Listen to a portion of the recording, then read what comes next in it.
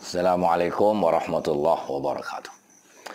Sebagai orang Islam, sebagai orang yang beriman, Al-Quran dan bacaan dalam kehidupan seharian berpisah tiada. Maka kita sebagai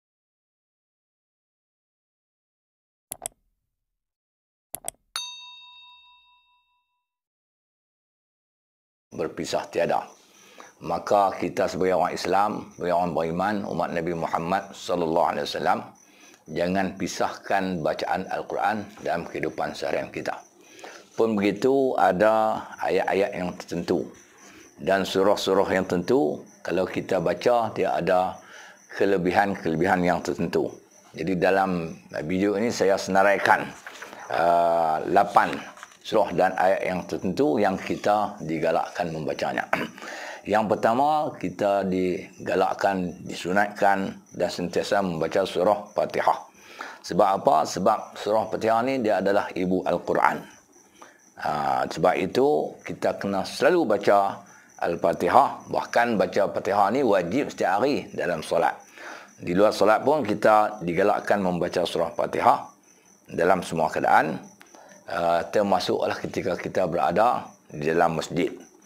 Dan yang keduanya, kita hendaklah banyak membaca suratul Ikhlas, iaitu Qul huwallahu ahad.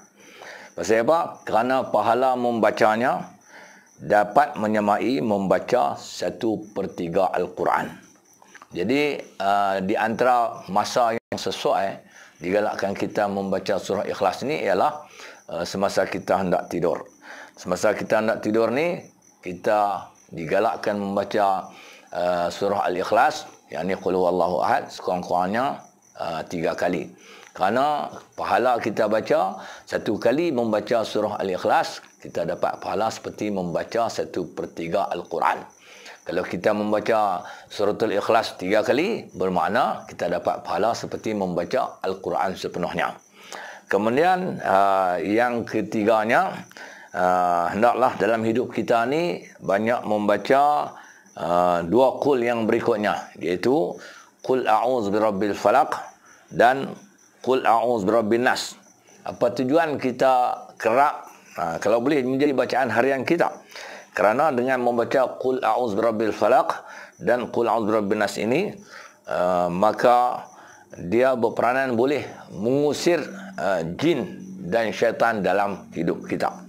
Kemudian yang keempat, hendaklah kita melazimi membaca suratul Mulk yang bermula dengan ayat Tabarakalladzi biyadihil mulk wa huwa ala kulli syai'in qadir. Apa faedah yang kita dapat? Kerana apabila kita membacanya setiap hari, surah ini yang kita baca ni, dia dapat memberi syafaat kepada pembacanya. Kalau kita baca, kita adalah pembacanya, dia dapat memberi syafaat kepada kita di hari akhirat nanti. Di samping dia memberi syafaat itu, surah ini berperanan untuk membolehkan kita mendapat keampunan daripada Allah Subhanahu wa taala. Yang kelimanya, kita jangan meninggalkan membaca 2 ayat yang terakhir daripada surah Al-Baqarah pada setiap malam.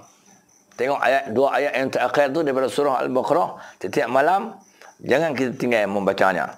Apa yang kita boleh daripada bacaan ini dapat mengelakkan kita daripada sebarang keburukan pada amalan tersebut.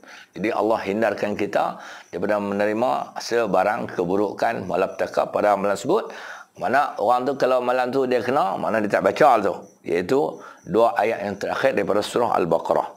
Yang keenamnya, kita digalakkan membaca surah Al-Baqarah keseluruhan ayat. Ini tak apalah nak baca setiap hari ke ataupun lama-lama sekali, sebab nak baca setiap hari mungkin tak larat.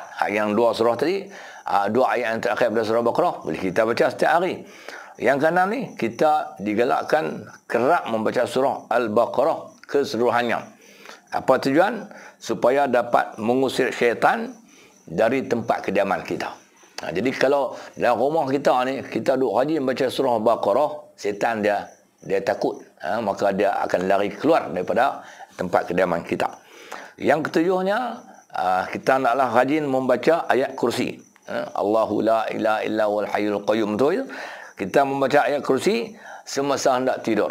Tadi saya sebut, Qul Allah pun kita baca dekat nak tidur. Ni kita baca ayat kursi juga semasa nak tidur. Apa peranannya? Karena selepas kita membaca ayat kursi semasa kita nak tidur, maka Allah Subhanahu Wa Taala pelihara kita sepanjang masa kita tidur. Allah pelihara kita dan syaitan juga tidak menghampiri kita sepanjang masa kita tidur. Dan yang ke-8-nya, kita menghafaz 10 ayat pertama surah Al-Kahfi. Kerana sesiapa yang menghafaznya akan terselamat daripada fitnah Dajjal. Itu 8 tempat sangat digalakkan kita melazimi dan membaca ayat-ayat dan surah-surah yang tertentu. Jadi tuan-tuan, amalkanlah. Semoga kita yang pertama sekali mendapat pahala, yang kedua terhindar daripada syaitan, yang ketiga ada surah yang tentu menyelamatkan kita daripada siksaan di hari akhirat nanti kerana dia memberi syafaat kepada kita. Jadi amalkanlah membaca surah-surah tertentu dan ayat-ayat yang tentu dalam kehidupan seharian kita, walaupun keseluruhan Al-Quran tu kita baca, tapi ini menjadi wirid dan amalan seharian kita atau mingguan kita. Selamat beramal. Wallahu alam. Assalamualaikum warahmatullahi wabarakatuh.